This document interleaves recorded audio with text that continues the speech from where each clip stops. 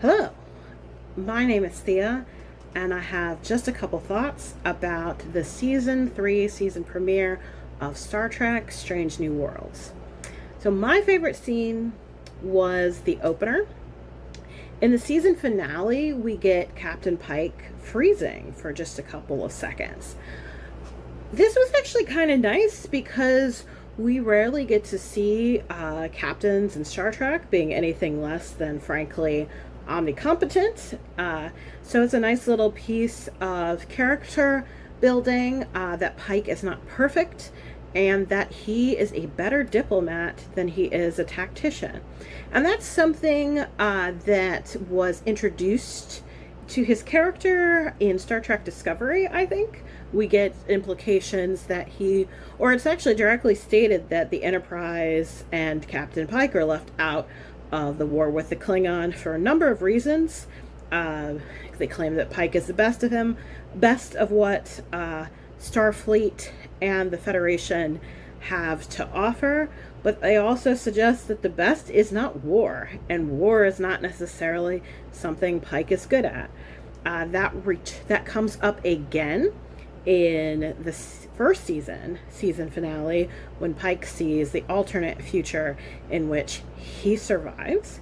And we get the implication that even though Kirk is a little bit more trigger happy than Pike, and the most celebrated values of the Federation are peace and diplomacy, that Kirk is the man for the moment and Pike is not. So I kind of like that. Pike's wonderful. He's my favorite captain, but he doesn't need to be the best at absolutely everything. I also like that he quickly gets over it. So he recognizes that he doesn't know what to do, and then he gets ideas from his crew and pieces together a workable plan in just a few tense moments. I also like this as, I think, insightful commentary on what it means to be a good leader. A good leader does not need to be the expert in the room, or at least you don't always need to be the person who knows the most. You don't need all the ideas. You don't even need yourself to have the best plan. A good leader is the person who can get the most out of their team and make the best decision with the resources they have at that time. Even when the decision or the resources or the best idea comes from someone else and it doesn't come from you. I also like that Pike questioned Admiral April's reticence to meet the Gorn's hostility with hostility.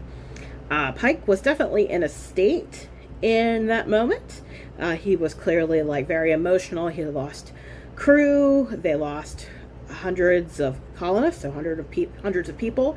But I don't think that's Pike just being emotional. It reminded me a little bit of the Star Trek Discovery premiere, where Michael tries and fails to convince Captain Georgiou that hitting first with the bully that is the Klingon Empire is actually, or would have actually been the best way to prevent a war with the Klingons. I'm not talking about politics here, but in personal life, that's how you deal with bullies. You get in their face, you call their bluff, and you throw down if you have to, because they will walk all over you if you don't, and chances are you can head them off by just having some courage, sticking up for yourself, not capitulating at the first sign of conflict. Taking a punch is not always the best way to diffuse a situation. Oftentimes, accommodating a bully leaves you open to further bullying, and it sees them escalate. So for a moment, I thought they were tying back to that, powerful part of the Discovery series premiere, but they don't necessarily follow up on that idea. I also thought there were some really nice moments between Scotty and Pelia. It's really nice to see this I'll call immature crew, not immature, but uh, younger staff who they're not as sure of themselves. They don't know themselves and their abilities the way that they will in the future. I like to see a Scotty who's still baking. Uh, and I like to see that Pelia knows Scotty better than Scotty knows Scotty. We all need friends like that. And it was a lovely thing to see. So the other piece of the episode that I really liked was Pike's brief little prayer for Captain Patel. And also when he said, "Okay, Dad, you win," you get the feeling that he had this argument with his father. I think they mention in Discovery that his father was like a professor of comparative religion or something.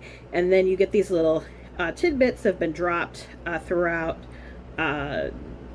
Strange New Worlds and Discovery that Pike comes from a religious family but was not himself religious, or at least maybe it was a faith he had as a child, but not so much as he became older.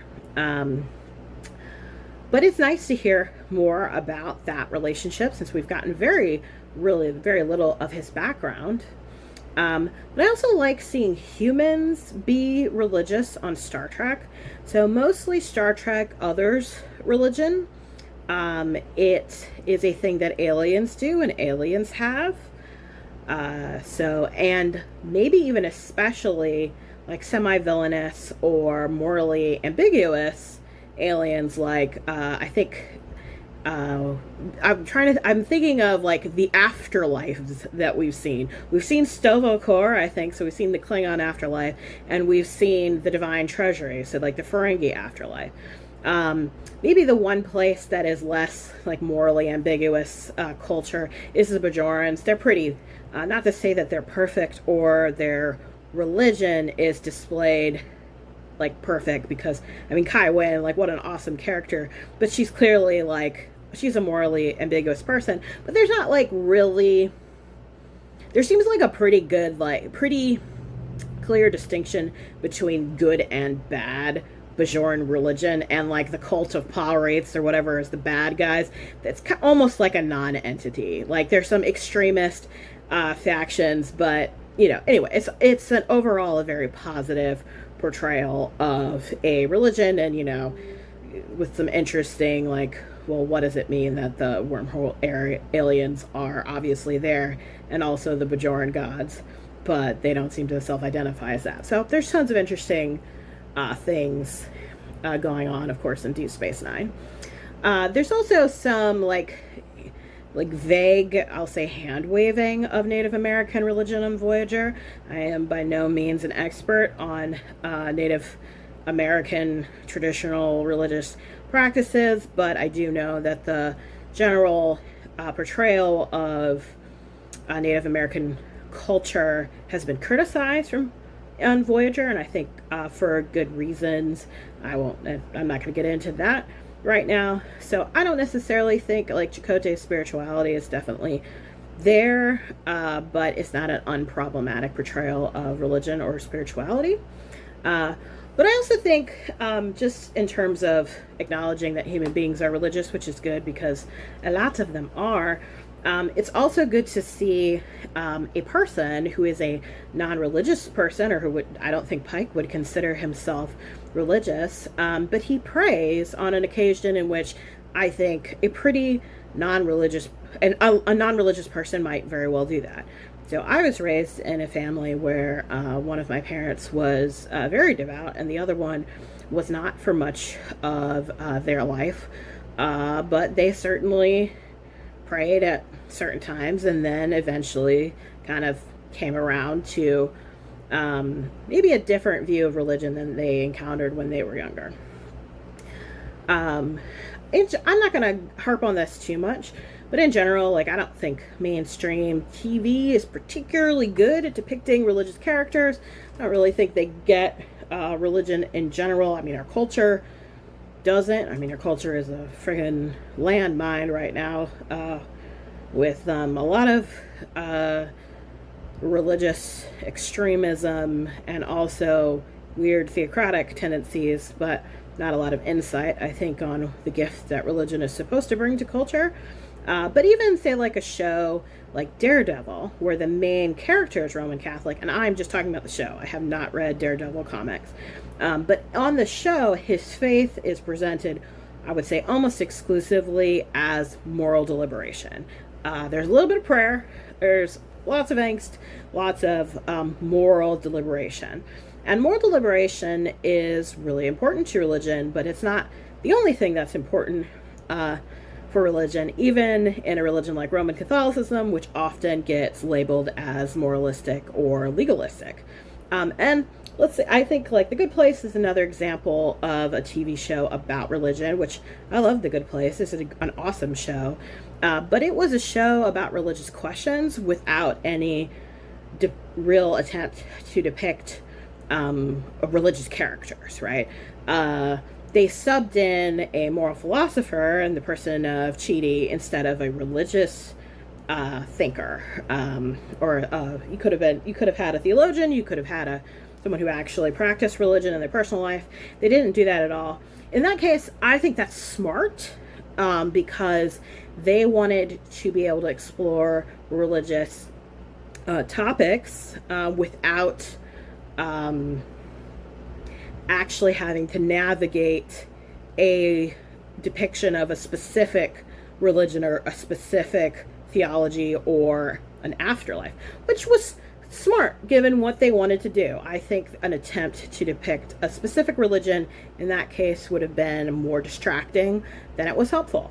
But still, I don't particularly think that TV knows how to really write good religious characters, but I'm curious as what you think. I think that's it for me. I want to keep these initial kind of reviews short and just talk about some of the things that I think. I'm not going to make an attempt to describe the plot of the episodes. I'm assuming that if you're watching this, you've already seen the episode, but this is just a little conversation about the things that I thought were most interesting in the episode. So overall, enjoyable and a great start to the season.